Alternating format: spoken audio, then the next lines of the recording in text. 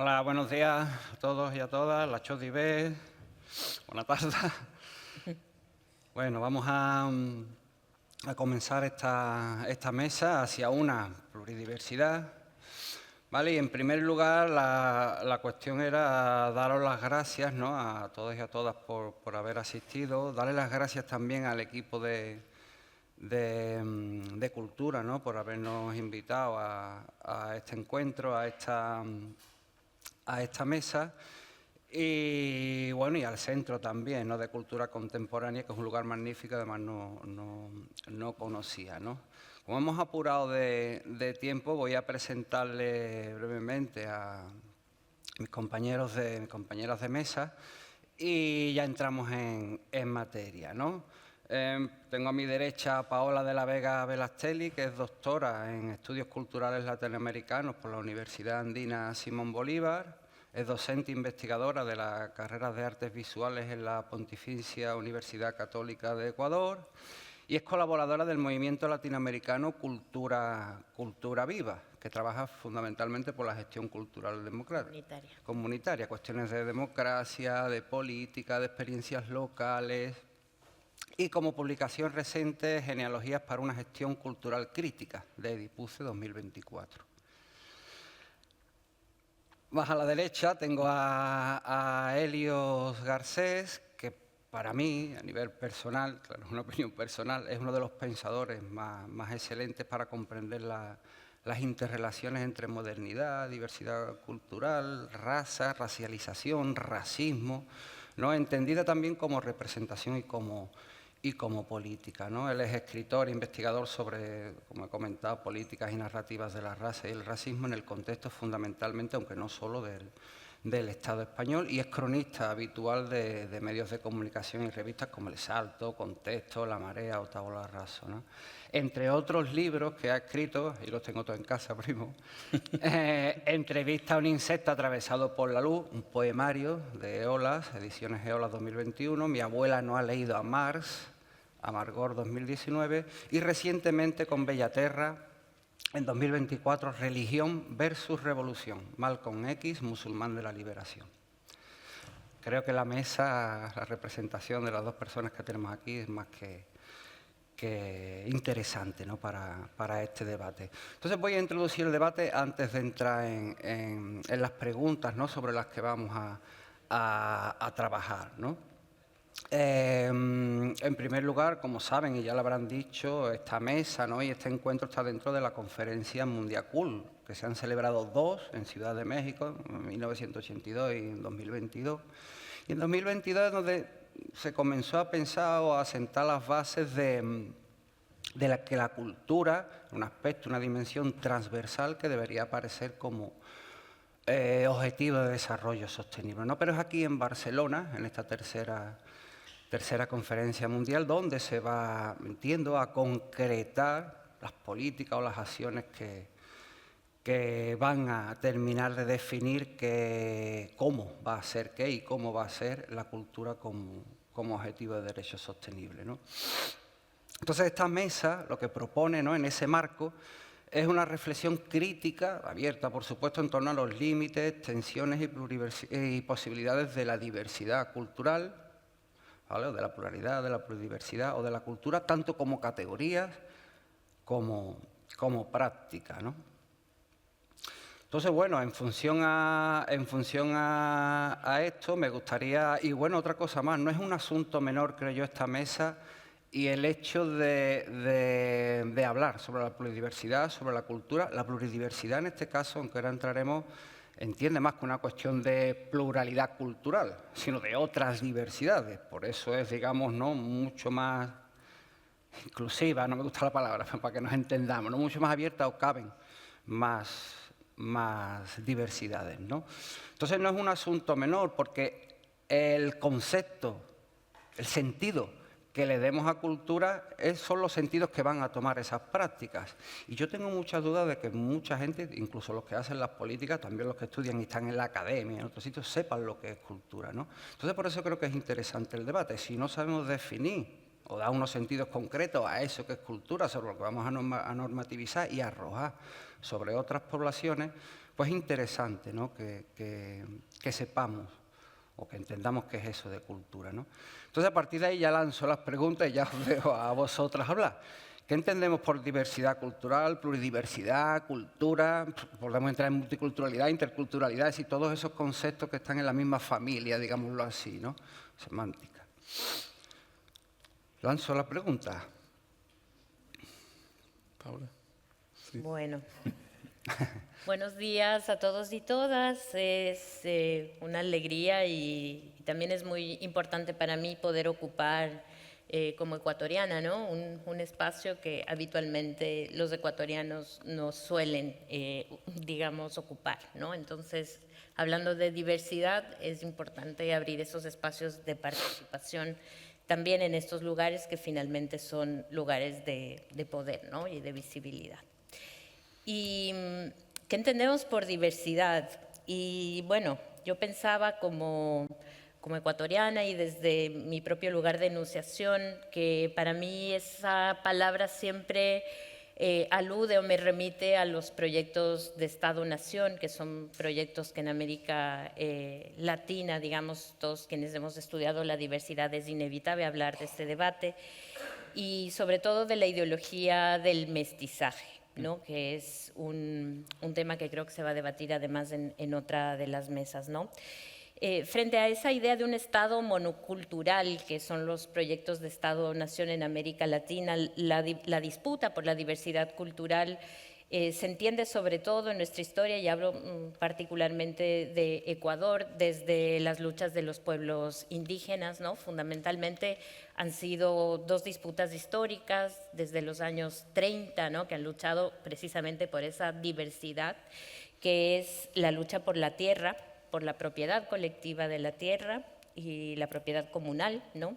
Que son derechos colectivos, que no son individuales. Eso es curioso, ¿no? Porque en América Latina hay, y sobre todo una constitución como la ecuatoriana, reconoce también esos derechos culturales que están vinculados a la naturaleza y a la tierra como derechos colectivos, no solo individuales. Y tiene que ver también con el derecho a la educación propia, ¿no? A la educación que le llamamos ahora intercultural bilingüe. Entonces, hace poco leía y pensaba que cuando hablamos, por ejemplo, de racismo, de políticas antirracistas, ¿no? En Ecuador, desde el propio movimiento indígena, por ejemplo, no hay una reivindicación con la palabra antirracismo, sino que hay unas gramáticas, digamos así, del antirracismo que están asociadas precisamente a estas luchas históricas y que no son una cuestión del pasado, y ahí quiero como un poco aterrizar también en el presente, porque la diversidad por la que luchamos ahora no se centra en un culturalismo, ¿no? O en la foto multicultural propia de los años 90, sino que, claro, precisamente desde la interpelación que hemos hecho, y esto más, digamos, en términos académicos, esta forma de nombrar, pero que los pueblos y nacionalidades de nuestros países lo han vivido así, es esta dicotomía cultura-naturaleza que para nosotros, digamos, está en permanente cuestionamiento por la defensa de la naturaleza y la defensa de la tierra, ¿no? Que es, creo yo, una de las luchas fundamentales hoy de nuestros pueblos. Yo creo que bueno, que de alguna forma el multiculturalismo instaló un debate más centrado en unas políticas de las identidades que finalmente han sido políticas fragmentarias que muchas veces hemos cuestionado porque acaban siendo una disputa por los recursos o una disputa por lograr un cierto reconocimiento, ¿no? Identitario, o una política de cuota que está muy bien, que sin eso no podríamos estar donde estamos, pero alguna vez le escuché a alguien, ¿no? Es esta idea de romper el techo de cristal, pero ¿quién recoge, ¿no? los vidrios que quedan un poco en el suelo? Y entonces ahí tenemos que pensar más allá de eso, por eso me gusta mucho pensar que la diversidad cultural tiene mucho más que ver que con la política o las políticas de las identidades, con una diversidad realmente o radicalmente democrática que tiene que ver con una democracia que redistribuye poder, más allá de la cuota o más allá de los espacios, digamos, específicos o de políticas direccionadas que se pueden conseguir a través de estas políticas de cuotas. Lo que realmente necesitamos es una redistribución de poder, y ahí tiene que ver con un ejercicio dentro de las propias instituciones. Las mismas instituciones culturales deberían transformarse en los espacios de poder, que sería como la primera gran interrogante, ¿no? Más allá de unos fondos de fomento, ¿no? O una repartición más equitativa de los recursos públicos, que está muy bien, pero también necesitamos un ejercicio en ese sentido.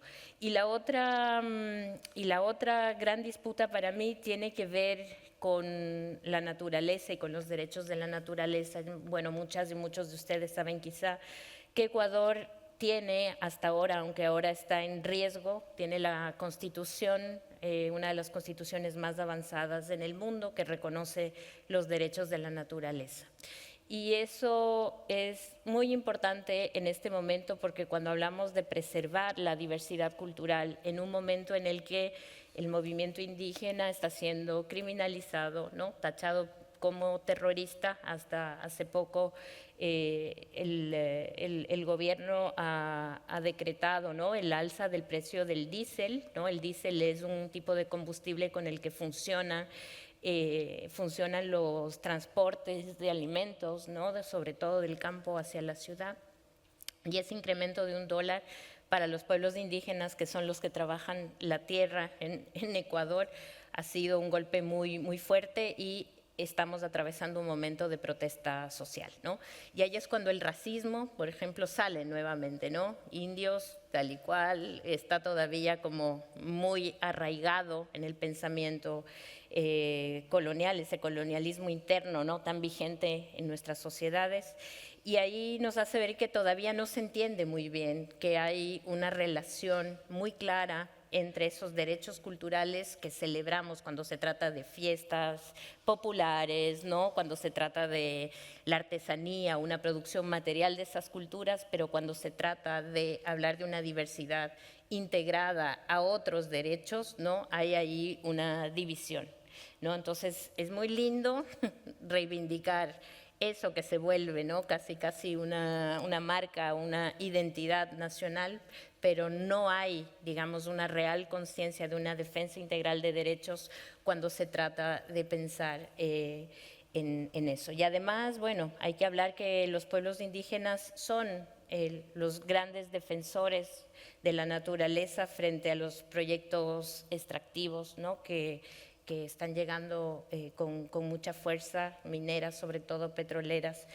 a todos nuestros países, ¿no? Y creo que además esa criminalización a los pueblos y nacionalidades, hoy a esa diversidad cultural que celebramos por un lado, tiene mucho que ver también con los autoritarismos, ¿no? No hay ahora, digamos, este reacomodo del capital o del capitalismo, de este capitalismo extractivo, no funciona con la democracia, ni entiende tampoco de democracia cultural ni de derechos culturales, ¿no? Lo que entiende es de una expansión de esos proyectos extractivos, arrasando cultura, arrasando con esa diversidad que por un lado podemos defender, ¿no?, digamos, planes más sectoriales, pero es como otra cara de la moneda absolutamente paradójica, ¿no?, con la que se están retirando derechos por otro lado, ¿no? Y eso creo que ya pasó en los años 90, ¿no? Es como dar unos derechos y por el otro te quito otros, y parece que la cultura siempre maquilla, ¿no?, y nos permite como ver ese lado celebratorio, más culturalista del asunto, pero por el otro están pasando todas estas cosas, ¿no?, que implica, por supuesto, una pérdida de diversidad cultural que está atada a los ciclos, por ejemplo, de la tierra, de la siembra, ¿no?, toda la festividad ritual que hay ahí y espiritual de esas comunidades ancestrales está atada a la naturaleza. Tú no puedes entender, ¿no?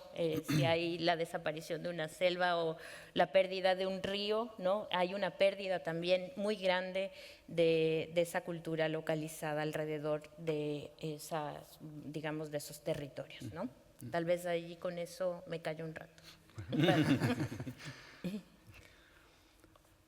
Bueno, pues en primer lugar también agradecer, por supuesto, al equipo, a la organización, la invitación a formar parte de esta conversación en el marco de estas jornadas. Agradecer a Iván y a Paula su presencia, sus intervenciones y la posibilidad de generar otra posibilidad de diálogo en torno a muchas de las cuestiones sobre las que se ha estado debatiendo en estas jornadas, sobre las que se va a seguir debatiendo mientras duren, ¿no?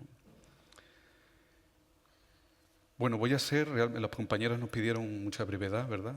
Y voy a ser extraordinariamente breve, además teniendo en cuenta que en gran medida compañeras ya han presentado los puntos fundamentales sobre los que yo también voy a girar, quizá con otras palabras, haciendo énfasis en otras dimensiones de la misma cuestión. Por muchas razones considero que este diálogo, que todavía es extraordinariamente incipiente en este territorio, extraordinariamente novedoso en el Estado español, se manifiesta en el fondo como efecto de un hecho mucho más singular, ¿no? Que es como la necesidad de prodigar mayor atención a la diversidad cultural que permea nuestra realidad. No ahora, sino desde siempre. Porque existe además un equívoco repetido a veces por nuestras queridas colegas norteamericanas cuando afirman eso de que Europa ya no es blanca. Europa nunca fue blanca, o al menos solo blanca, ¿no? Otra cosa es que Europa sea la cuna de la idea de la blancura. Efectivamente, es así. Pero Europa nunca fue blanca, por muchas razones en las que no me voy a detener, precisamente por la extensión limitada del tiempo con el que contamos, ¿no? Pero, entre otras, porque el pueblo rom lleva en este territorio tanto tiempo o más que la constitución de los estados modernos que hoy conforman el continente, ¿no? Esa es una de las razones.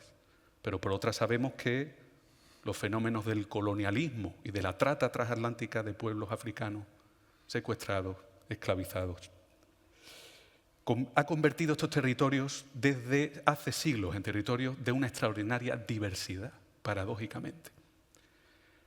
Entonces, este fenómeno del que hablamos, esta atención que está surgiendo, ¿no? Que en principio a todo el mundo puede parecerle algo positivo, alberga a su vez una multiplicidad de ramificaciones sobre las que es necesario volver, si no queremos desembocar en una suerte de fetichismo intelectual de moda que no producirá más consecuencias que más jornadas como estas, teniendo en cuenta que estas jornadas son necesarias y pertinentes, ¿no?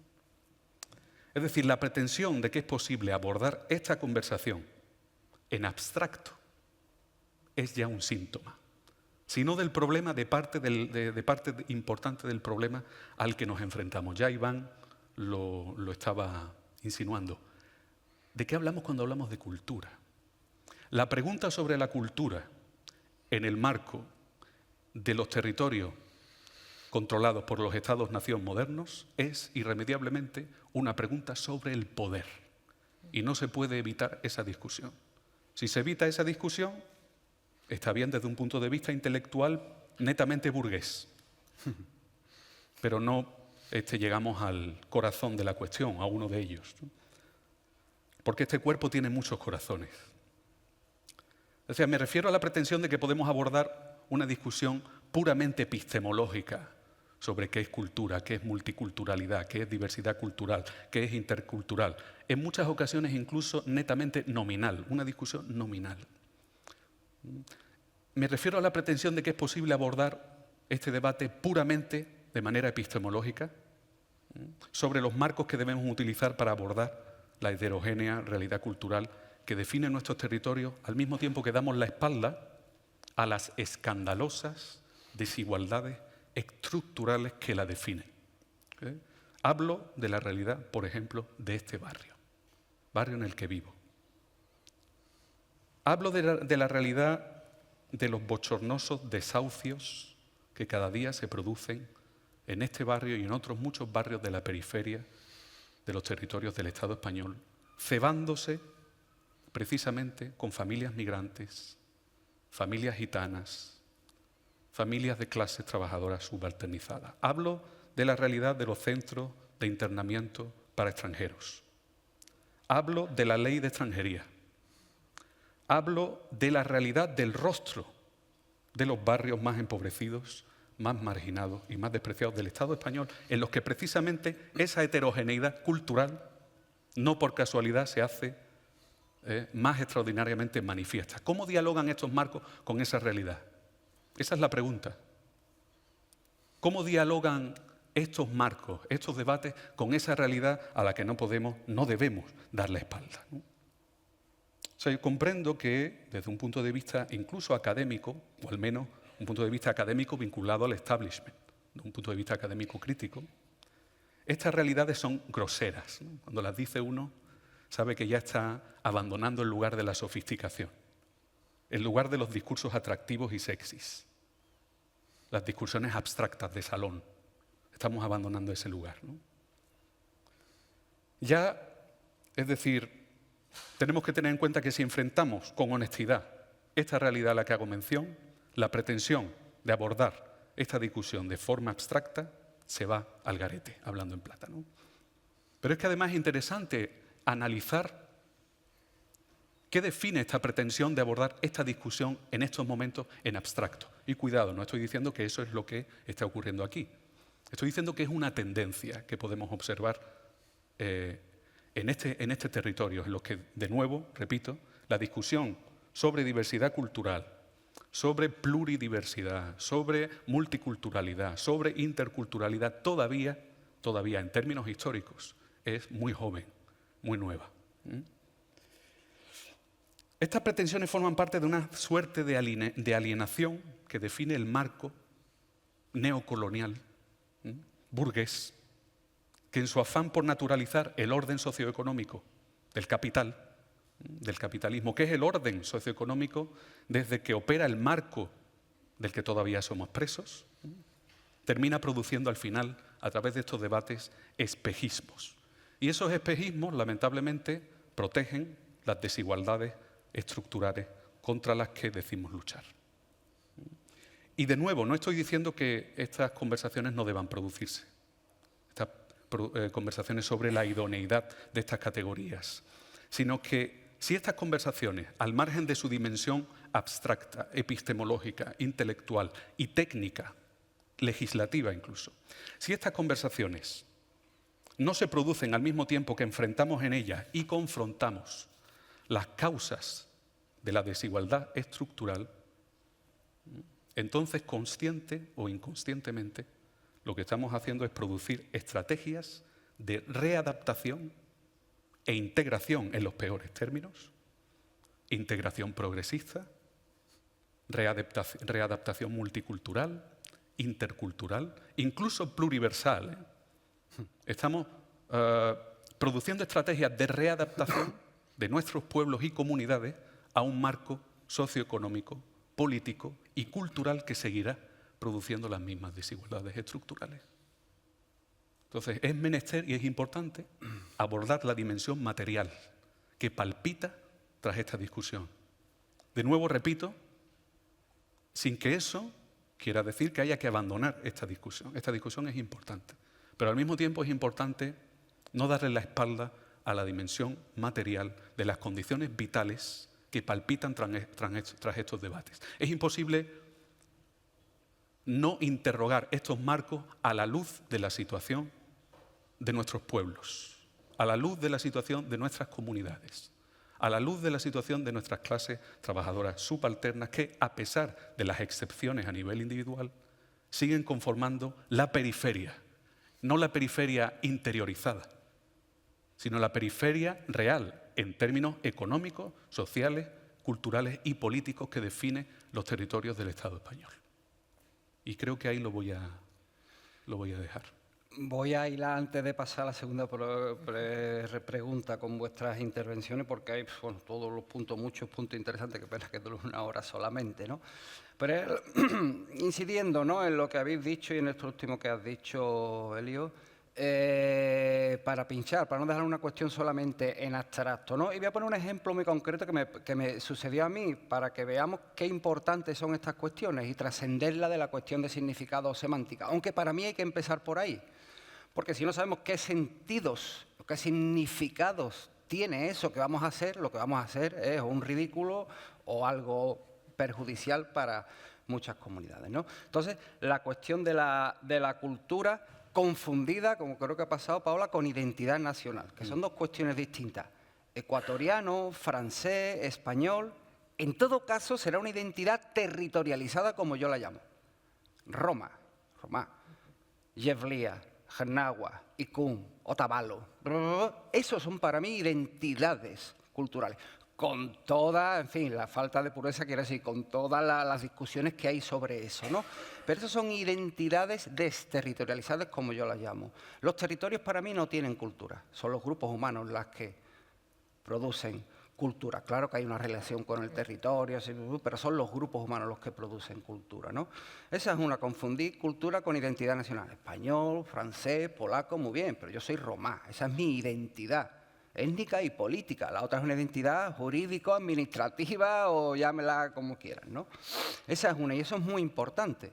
Porque cuando hemos estado trabajando aquí, yo decíamos, a ver, una es, si no sabemos cuál es el concepto de cultura, ¿cómo vamos a normativizar y a realizar política? Esa una. Dos, y eso no lo hemos hablado, ¿cuáles son los canales de participación de aquellos y aquellas sobre los que se arrojan las políticas pero no participan?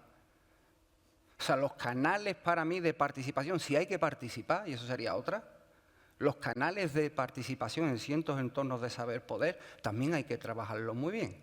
Y entonces, si no tenemos claro la diferencia entre cultura, identidad nacional y otras cuestiones, el racismo que guarda hibrideo mestizaje, el racismo de la normalización, la integración o la tolerancia, que sí, son muchas categorías que utilizamos como mantras en nuestro discurso que están creando representaciones del mundo y, por lo tanto, prácticas. Y ahí es donde estoy yo en este punto con él. Yo sé que el trabajo es mucho más profundo, ¿eh? Y sí que hay un trabajo semántico para mí muy profundo. Es que si no, no vamos a las prácticas reales, porque no sabemos de qué estamos hablando. Si no sabemos de qué estamos hablando, no estamos sujetos a algo concreto sobre qué vamos a normativizar, ¿no? Otro elemento que tiene mucho que ver también, cultura, identidad y derechos culturales. En Andalucía existen dos planes integrales para la integración para dos tipos de comunidades o poblaciones, vamos a decirlo así. Plan para la integración de las personas inmigrantes en Andalucía, PIPIA, o el PICGA, Plan Integral para la Comunidad Gitana de Andalucía, en la que somos considerados, o sea, que imagínense identidad nacional, cultura, como extranjeros, menores de edad, que necesitamos, o sea, no, como no nacionales. O sea, que ¿dónde está la identidad territorializada y desterritorializada, ¿no? Entonces, ahí, a partir digamos, de esta y otro ejemplo más, en una clase hubo que preguntarle un cuestionario, nombre de tu padre, de tu madre, grupo étnico. 100 personas en la clase, era un grupo de primero de historia. Iván, ¿yo de qué grupo soy? ¿Germánico? No me tiré el zapato. Nada, como el único cuerpo racializado era yo, ninguno sabía a qué grupo étnico pertenecía. Eso es un gran problema, porque esas personas, además, la blanquitud, pertenecen a la blanquitud, son las que arrojan las políticas sobre nosotros y nosotras. Y ni siquiera saben una de las tres patas que constituye a cualquier persona, de las tres identidades, después hay otras identificaciones. Una que es fundamental, no tienen ni idea. ¿Quiénes son tus ancestros? ¿Tus abuelos? ¿Qué comían? ¿Qué idioma? ¿Cómo vestían? ¿Cuáles son sus memorias? No sus historias, con H. Ni idea. Y eso se repitió en muchas clases de muchos cursos. O sea, no saben qué es cultura, creen que identidad nacional es español. O sea, eso es un problemón a la hora de normativizar.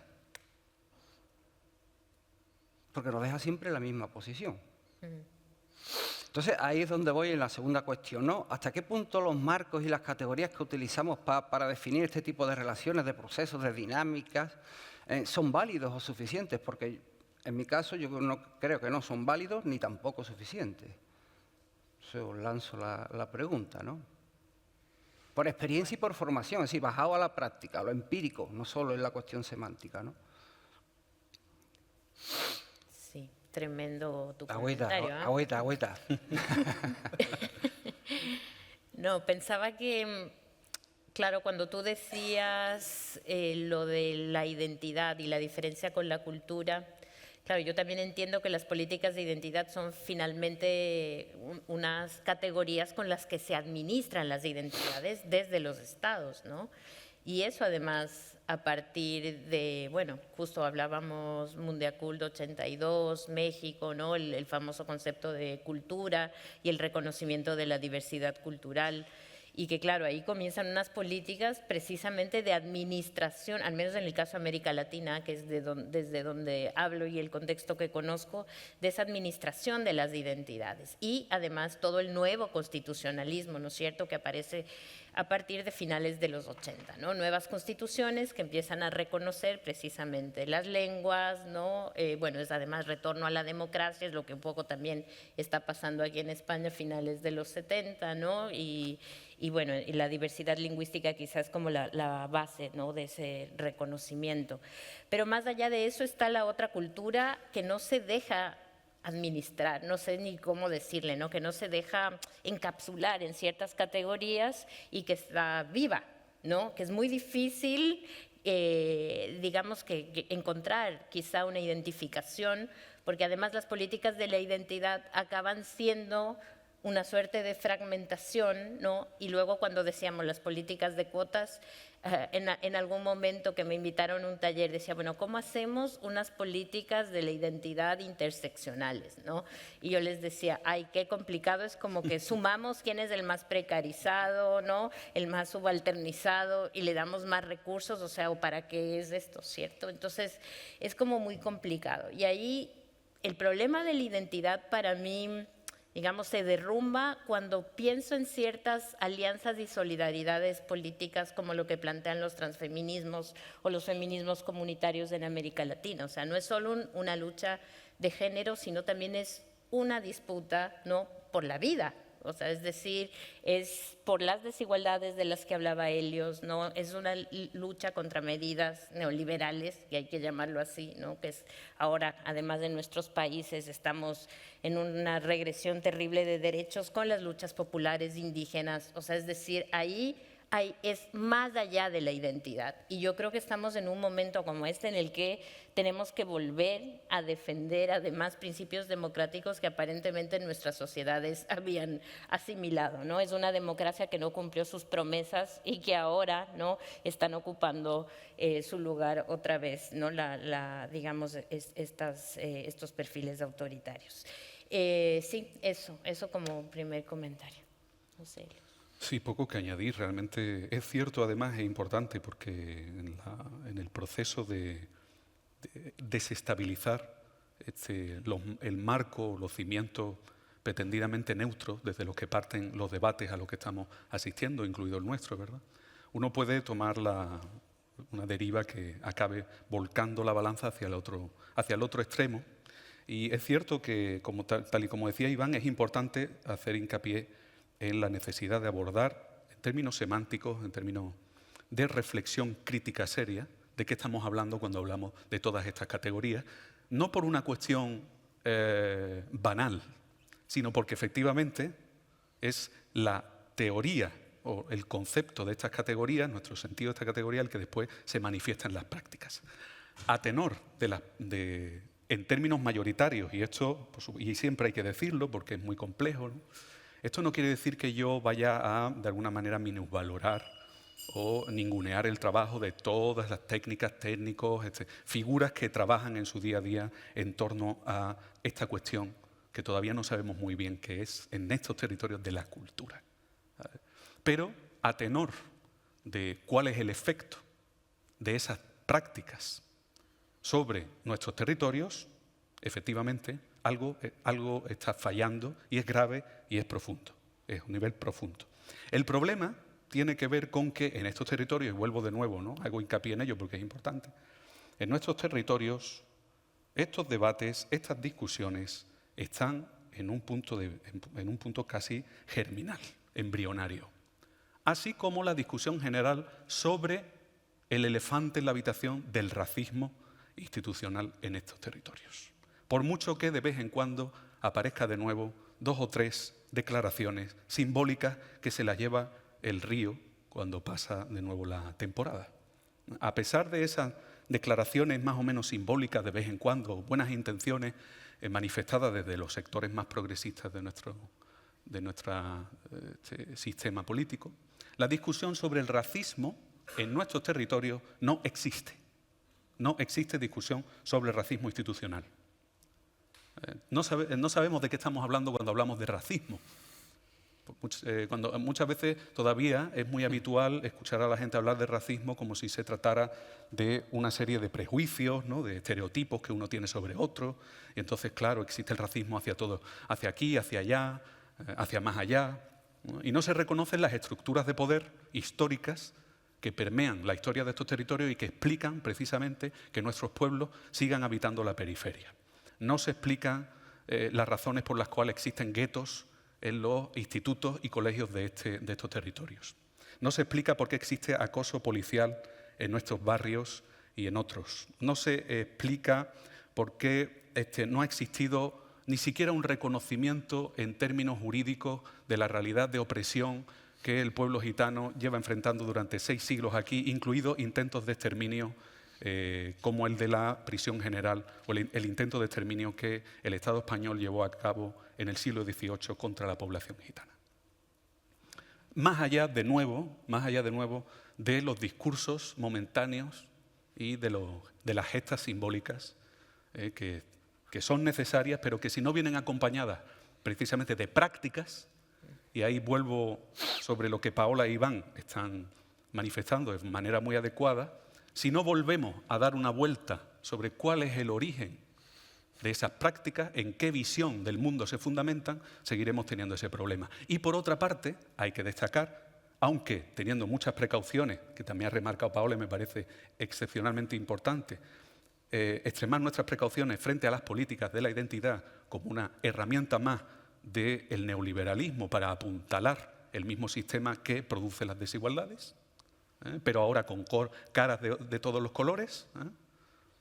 Hay que decir, y en esto hago otra vez referencia a lo que decía Iván, que las llamadas minorías, y esto es otro término que habría que purgar, ¿verdad?, nunca están en esas discusiones, ni están en la producción de esas políticas, por supuesto. ¿Por qué? Volvemos, es un círculo vicioso, ¿no? Porque no están en esos lugares de poder. ¿Por qué no están en esos lugares de poder? Hay que volver a preguntar una vez y otra vez por qué. Y seriamente, porque a través de esta respuesta vamos otra vez al núcleo de la cuestión, que es una cuestión que tiene que ver con el poder, fundamentalmente, ¿no? Paola. Sí, yo, vamos, en fin, no sé si por si querías añadir algo. No, a mí la cuestión de la raza y el racismo me parecen 2 cuestiones fundamentales para atacar, para acometer, si no queremos la palabra, la cuestión de la cultura, las políticas de identidad cultural. Y hacer una memoria, y hacer un bosquejo y llegar aquí y tener claro exactamente qué es. Lo vuelvo a decir, vuelvo otra vez a mis clases bajando las experiencias, ¿no? En fin, hay muchos mantras todavía, por eso digo que hay que empezar por lo más simple, porque el debate está incipiente aquí, a lo mejor en tu contexto no, pero aquí está incipiente, aunque tenemos una tradición, en fin, es del siglo XV, ¿no? La cuestión de la raza como categoría, las razas no existen, decirlo así, las razas no existen, la humana es una especie, o sea, no existe ni la raza humana, cuando te habla de raza humana, no, eso es como si es tijera o moto. La humana es una especie. Lo que sí es que desde ciertos conceptos utilizamos la raza para explicar el racismo, porque ese sí existe. Y eso me parece muy interesante. Yo lo trabajo mucho y les cuesta mucho trabajo hacer cómo va a existir esto y esto no sé. No sé, por eso las cuestiones también son semánticas para bajarlas a la práctica, ¿no? Entender ese tipo de diferenciaciones, ¿no? En vuestro contexto también la cuestión de la raza y el racismo es... Sí. No, está vivo y lo que decía, ¿no? Estamos atravesando un paro nacional y tienes gente, ¿no?, diciendo indios, ¿no?, déjennos trabajar. Y eso sigue vivo, hay un colonialismo interno que sigue vivo, ¿no? Yo pienso mucho ahí con Quijano, sí, por mi propia formación en estudios culturales y la idea, ¿no?, de invención de raza, ¿no?, la clasificación de los conocimientos, a partir de la invención de raza, de conocimientos, de cuerpos, ¿no?, la división del trabajo, además no está solo presente en ese momento en la historia, sino que lo seguimos todavía viviendo, ¿no?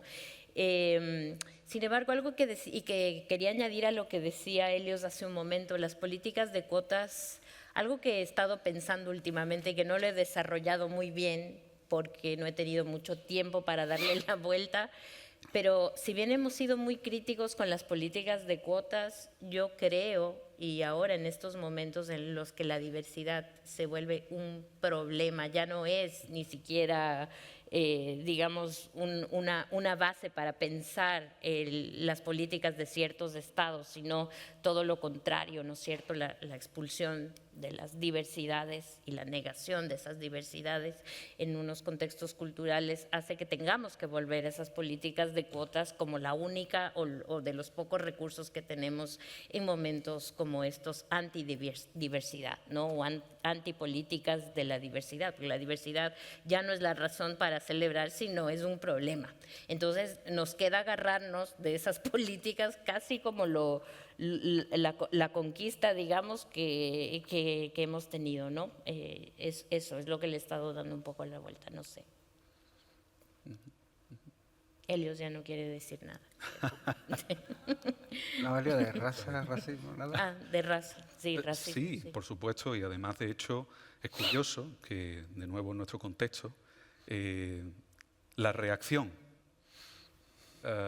ante la posibilidad de utilizar la raza como categoría de análisis, así como se utiliza la clase o el género, es más virulenta que la que se produce frente a la propia existencia del racismo.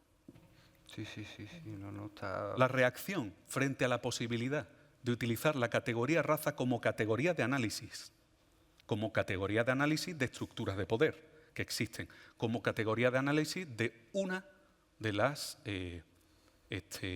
de los dispositivos que explican la división internacional del trabajo desde la modernidad temprana hasta el presente.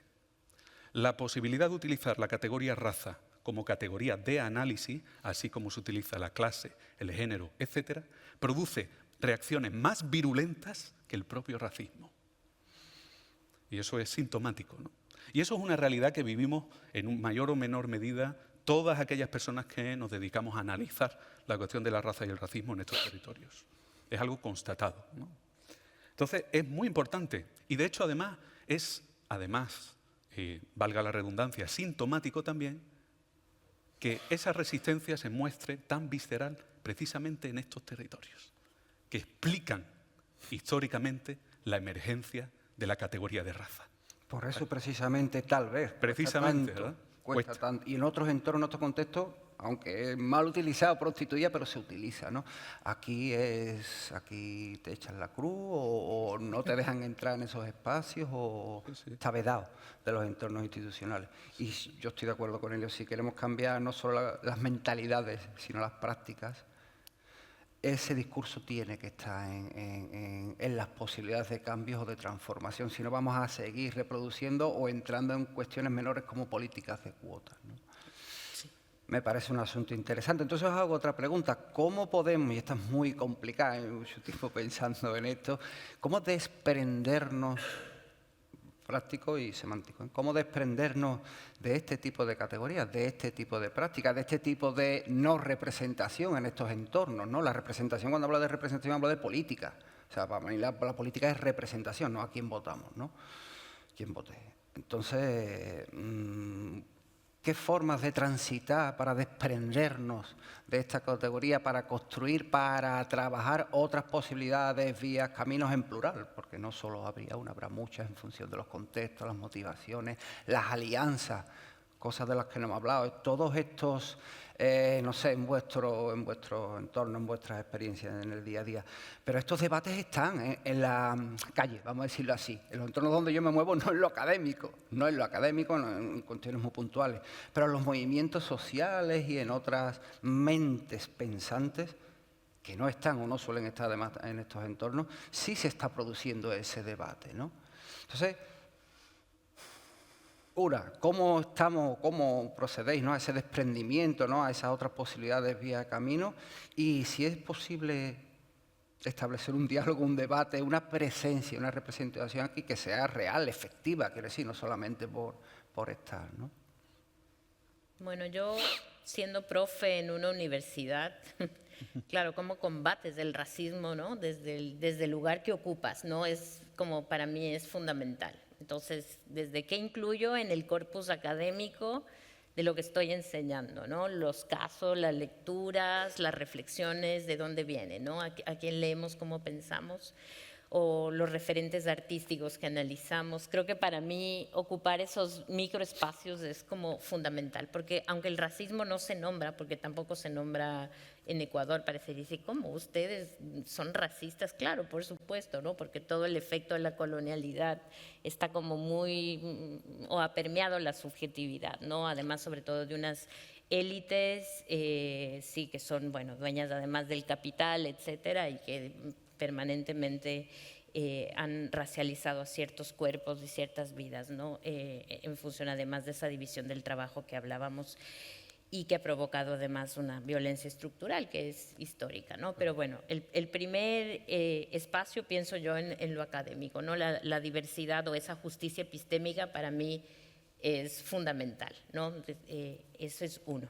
Lo otro, lo que te decía, los transfeminismos, a mí me parece que en América Latina nos dan muchas luces para pensar en eso, porque o sea, esto es, en el momento actual de expansión del capitalismo y cómo se están moviendo todas estas fuerzas globales, ¿no? Ya no es, creo yo, no son luchas identitarias, es una cuestión, lo que decimos, es una lucha por la vida, ¿no? O sea, es una lucha por la vida, es una lucha por esas desigualdades de las que hablaba Helios, y esto de la vida en el centro no parece ya una frase tan, ¿no?, pisoteada, pero realmente yo creo que las condiciones actuales sí nos invitan a pensar en esas alianzas que empujan el sostenimiento de la vida, literalmente, como ha dicho el feminismo durante décadas, y que va más allá de las políticas de la identidad. Y también pienso, hay un texto que a mí me gusta mucho porque explica muy bien lo que pasa en los años 90, que es un libro de una investigadora colombiana que se llama Ana María Ochoa y que se llama Entre los deseos y los derechos. ¿Lo conoces? Sí, conozco a ella. Entonces, fíjate, claro, esta idea de conquistar, ¿no?, los derechos de parte de grupos minoritarios de los que hablabas, Helios, sí, la idea de conquistar derechos hace que pierdas el deseo, es decir, dejas de construir una utopía común, ¿no?, que digamos se acaba cuando has logrado conseguir un derecho. Y entonces ese deseo de organización, de comunidad, de construir una utopía se termina, ¿no? Entonces esa contradicción entre los deseos y los derechos, creo que siempre tenemos que estar alerta, ¿no?, y mantener esos espacios donde colectivamente o en esas alianzas solidarias podemos aún imaginar futuros, utopías, otra cosa, otra realidad, militancia, transformación, construcción de comunidad, y los deseos, no dejarse digamos, capturar, ¿no?, por el hecho de haber conquistado un derecho, ¿no?, porque no es el fin. O sea, parece que es el comienzo, está la garantía, pero es apenas el comienzo. Entonces, esa contradicción hay que saber habitarla y saber vivirla, ¿no? Poco que añadir totalmente, y además es extremadamente importante desde mi punto de vista lo que acaba de decir Paula. Es una pregunta muy complicada, como decía Primo Iván, extremadamente complicada, pero es cierto que esta cuestión me parece absolutamente clave. ¿Por qué? Antes decíamos que es importante tener en cuenta la dimensión epistémica, semántica del debate y la dimensión material que palpita tras ella o viceversa, ¿no? Precisamente porque si perdemos de vista esta cuestión y nos lanzamos hacia la conquista por nuestros derechos en los marcos establecidos por estas políticas, por el camino nos perdemos. Por el camino nos convertimos en eso. Precisamente nos convertimos en esas categorías, nos convertimos en eso que dicen que somos. Porque hay que decirlo, las categorías que usamos para definirnos a nosotras mismas, no son categorías muchas veces culturales, son categorías socioeconómicas y políticas. Políticas y, por supuesto, como son políticas, podemos politizarlas, valga la redundancia. Quiero decir, gitano, negro, indio. Todas esas categorías nacen de la historia colonial. Nuestros pueblos son otros, romaníes, hausas, aymara, etcétera, etcétera, etcétera. En la lucha por la conquista de los derechos bajo el paradigma establecido por el Estado-nación moderno, en esa lucha, si no estamos atentas a nuestro deseo de reexistir, que eso es algo que mi primo Iván trabaja en profundidad en su trabajo académico, si abandonamos la necesidad y el derecho a reexistir, no al margen de esas luchas, sino con ellas, en el camino nos perdemos. En el camino perdemos nuestra, vamos a utilizar este término, alma. Perdemos nuestras relaciones ancestrales. Perdemos nuestras culturas. Y nos convertimos en aquello que el Estado ha dicho que se supone que somos.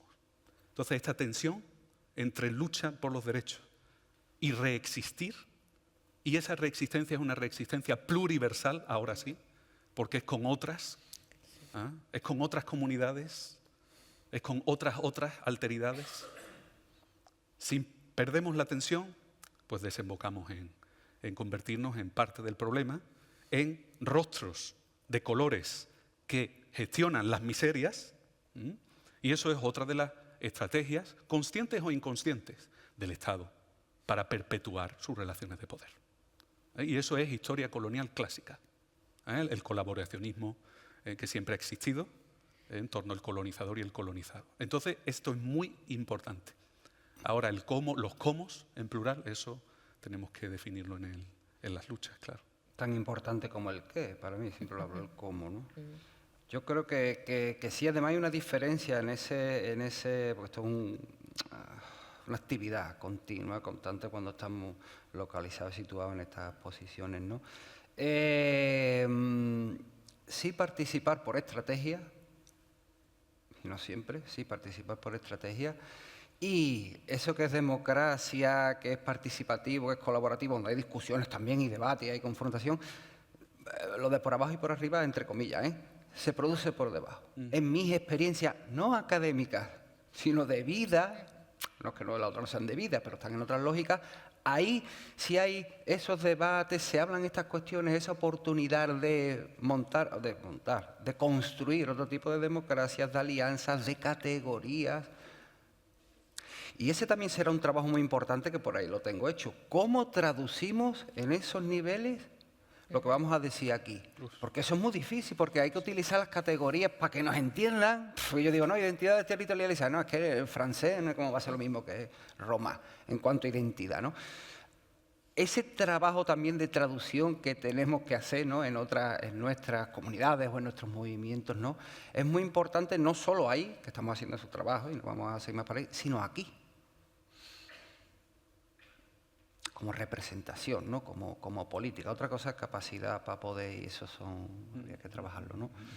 Entonces creo que también hay una diferencia, ¿no?, a por abajo, entre comillas, y a por arriba, ¿no? Todo lo que tiene que ver con la discusión, con las transiciones, con las propuestas democráticas, con el reconocimiento, no siempre, aquí no es nada es puro ni nada es todo bonito y maravilloso, pero sí en el reconocimiento, otras lógicas que sí abogan por el reconocimiento de la diversidad, de la pluralidad, no solo cultural, así empecé, todos los tipos de diversidades, ¿no?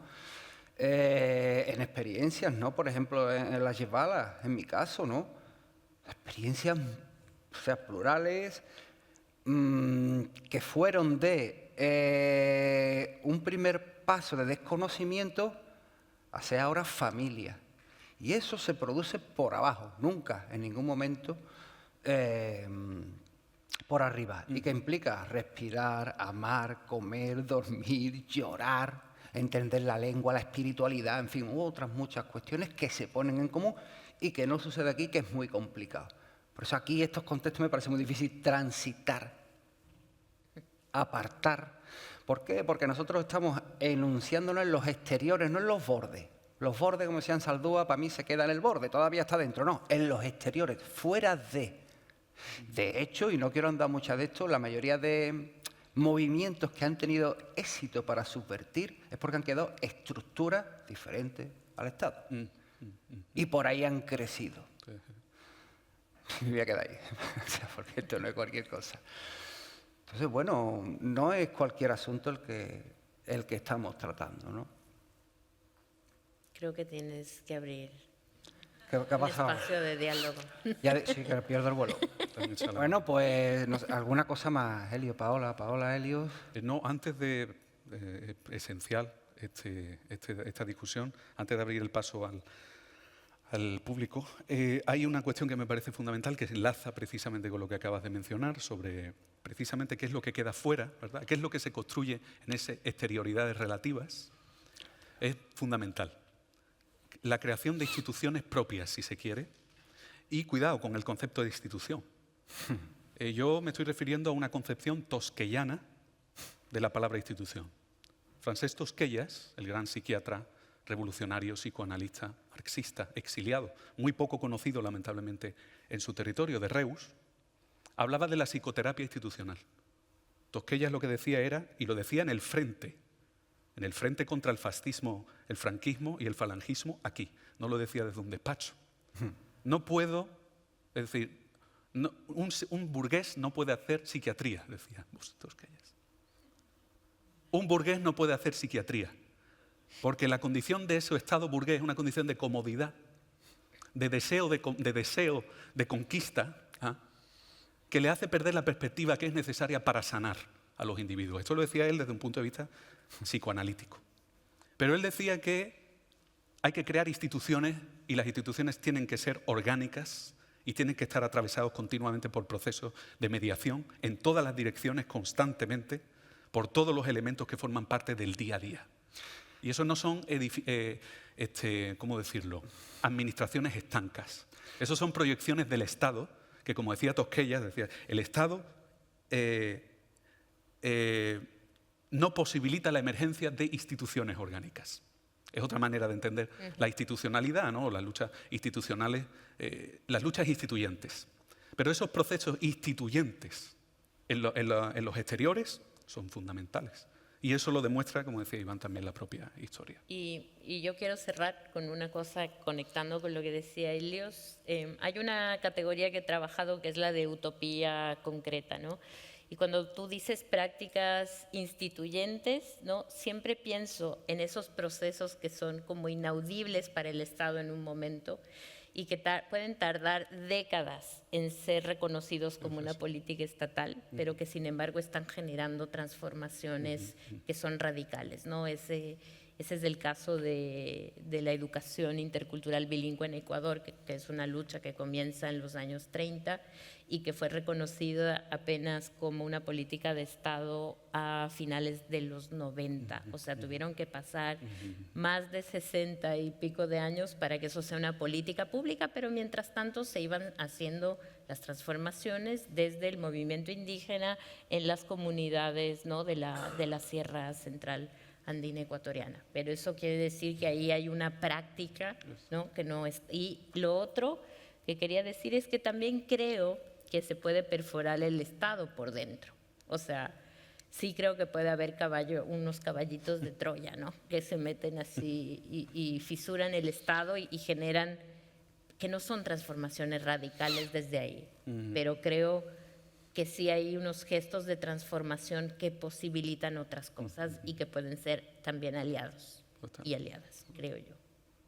Y con eso ya. Gracias. Ay, qué gracioso. Ahora se ve el público. Sí, ahora ve. Ahora se ve. Sí, ¿no? Abrimos el turno de palabras, ¿no? Ya está la gente cansada, creo. Está ahora Claro. con hambre. Hay hambre ya, ¿no? ¿Alguna cuestión? Alguna... Ahí, A ver, mira. sí. Gracias. Hola, aquí Miguel Ángel Vargas, Helio. Ahora Iván. Tengo una pregunta que tiene que ver con el título.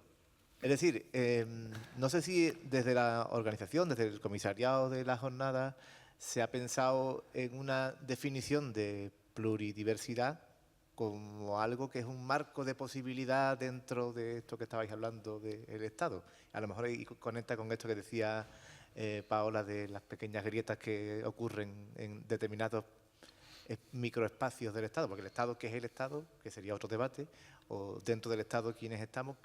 ¿Qué pasa cuando a mucha gente lo único que le queda es lo que el Estado le pueda dar, ¿no? Es decir, entonces la pregunta es, no sé si seréis vosotros quien lo deberá definir o contestar, o el comisariado de la jornada, o el propio ministerio, es ¿qué entendemos entonces por pluriversidad?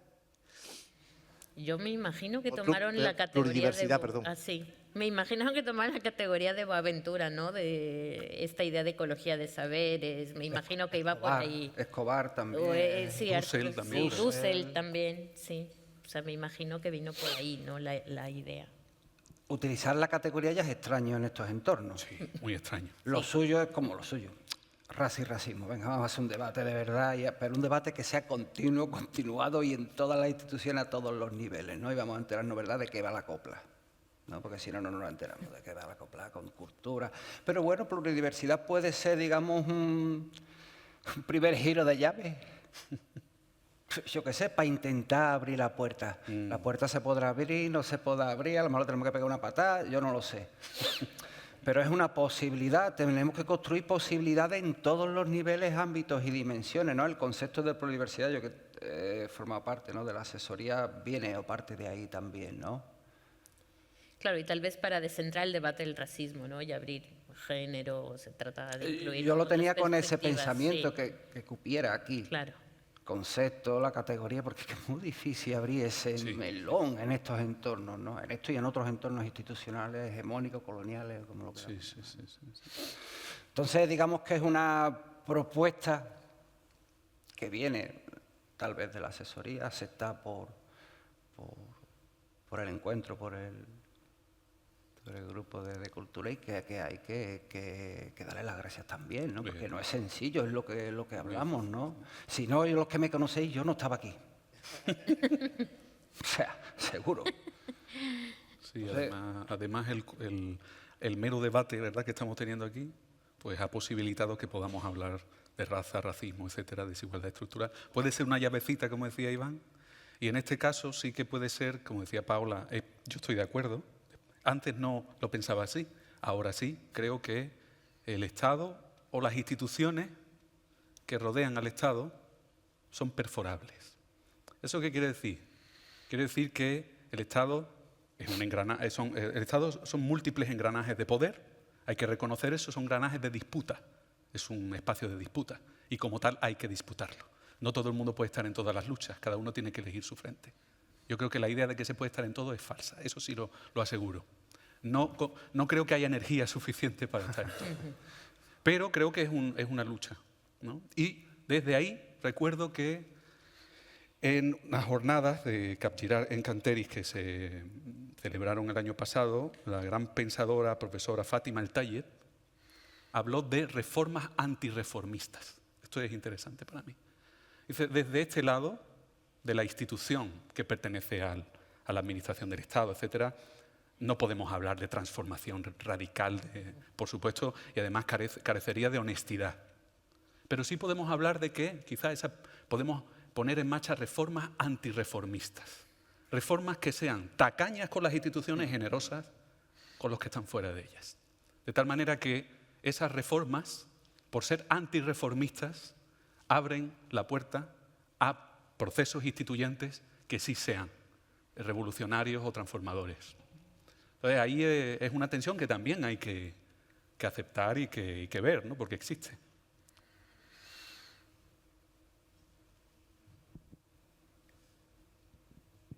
Malgrat queda poc temps, hem de fer una darrera pregunta. Si algú vol fer una pregunta, que la faci ara. He aixecat primera, em sap greu. Bien, Paula. Bien, ¿no? Sí. Bien. Lío, primo. Bien, ¿no? Hola. Hola.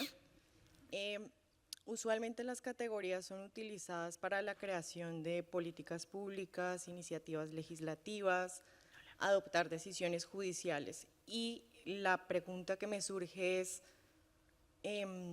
¿cómo podemos reemplazar esas categorías por otros criterios que no las refuercen, porque igual atiendan a necesidades específicas de ciertas personas y ciertos contextos?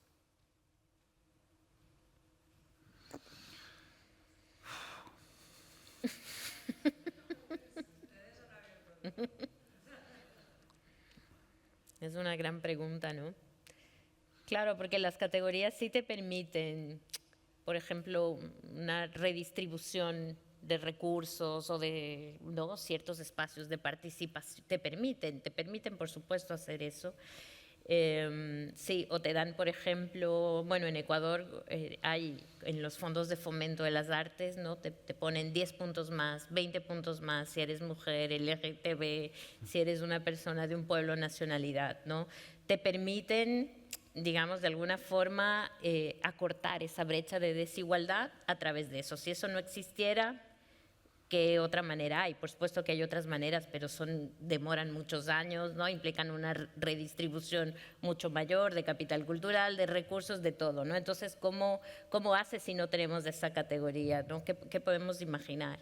Y eso es como muy complejo, y por eso yo decía que en momentos como estos en los que la diversidad aparentemente creíamos que era un debate superado, por ejemplo, en las artes, y cada vez más lo veo en América Latina, ¿no? La cuestión de la calidad, ¿no? No necesitas cotas porque si es un buen artista, bueno, la calidad ya, ¿no? Supuestamente ya es una calidad que es universal, entonces ¿para qué las cotas, no? Que la calidad es suficiente.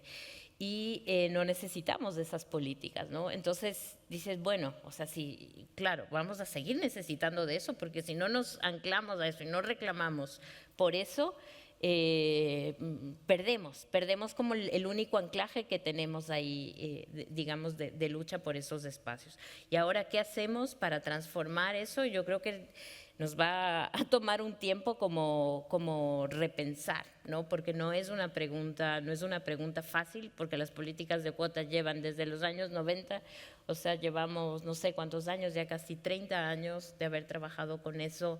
Habría que ver cuántas brechas han logrado acortar, si efectivamente se han logrado transformaciones o no radicales. Necesitamos datos, ese sigue siendo un gran problema en las políticas culturales, no tenemos datos suficientes para decirlo, pero bueno, sin embargo lo podemos ver en la vida cotidiana, hay una experiencia, ¿no?, ahí más cercana y directa de observación.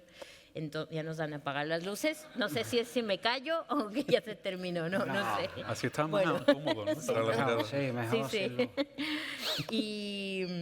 Y bueno, no, creo que eso, que me cuesta mucho responderte, al menos a mí, no sabría qué decirte que otras categorías que pudieran reemplazar las que tenemos ahora, ¿no? No lo sé. Depende de los contextos, de los movimientos, de las situaciones, de las motivaciones, del presente que se está viviendo, de los otros grupos e instituciones con las que interactuamos. Depende de muchas cosas. Es que nadie ha dicho que no sea complejo, porque es muy complejo, sobre todo en la posición en la que estamos, ¿no? Pero es que tampoco nos han enseñado a vivir, a construir, sentir, pensar, amar, con esa complejidad. Entonces, creo que los dos movimientos, o los varios movimientos, van a la vez. Es decir, yo puedo utilizar categorías, estrategias, procesos, lógicas, dinámicas, que por estrategia consensuada o personal me sirven en ciertas instituciones que no me representan, y a la vez estoy trabajando, que es que así es como ha sido siempre mucho tiempo, pero en los diferentes movimientos que han propuesto estas cuestiones, frente al Estado, ¿no? Y que de hecho han subvertido al Estado, ¿no? Y ha sido un proceso lento, como no puede ser de otra manera. Cualquier proceso importante lleva su tiempo, tiene que curar, tiene que madurar, y aún así nunca será puro, que es lo que yo digo, porque no hay nada puro, será complejo, y venimos para la izquierda, para la derecha, para atrás, para adelante. Entonces, en mi caso y en mi experiencia, y no lo voy a sacar aquí, que es categorías nacidas en las luchas, en las experiencias. Esas categorías me la llevo al entorno académico, al entorno institucional, aquí porque no cabe, ¿no? Y salen muchísimas categorías que implican relaciones, que implican formas de vida, que implican interacciones, y no solo intraculturales, porque yo, pues, en mi caso, me preocupa lo intercultural, vamos a decirlo así, no entre saberes, entre espiritualidad, entre racionalidades, es lo que me interesa. Conectar estrategias, grupos, precisamente para subvertir el tipo, porque es que sin unión y sin fuerza no hay manera. Entonces creo que se trabajan a las dos y nunca cae en el derrotismo. Yo para eso soy, hay esperanza, pero hay que trabajar. La multiculturalidad es un hecho, quiero decir, la diversidad cultural o cualquier otro tipo de diversidad, esa es innegable por mucho que griten los negacionistas y los que están posicionados. Ahora la interculturalidad, con la crítica a la categoría, para que nos entendamos, esa hay que amarla, quererla, construirla, protegerla, darle recorrido, y eso no es sencillo. Y eso requiere muchas dinámicas a la vez, en estos espacios, en otros espacios, con unos grupos, con otros grupos, que nos entiendan, que no nos entiendan, adelantamos, retrocedemos, es un proceso lento, complejo, y para el que no tenemos una plantilla. No. Entonces, tal vez sí, esa es la pregunta, ¿no? Decía Foucault que si no hay preguntas tal, no habría respuestas tal, ¿no? Entonces, la cuestión es...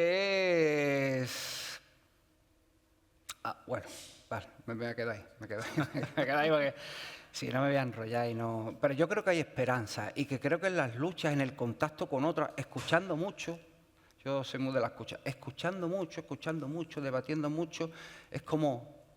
hay posibilidad de, porque eso no surge porque sí, ¿no? No sé. Sí. Nada que añadir por mi parte. Amén. Y gracias, ¿no? Sí. Y gracias. Gracias. Muchas gracias.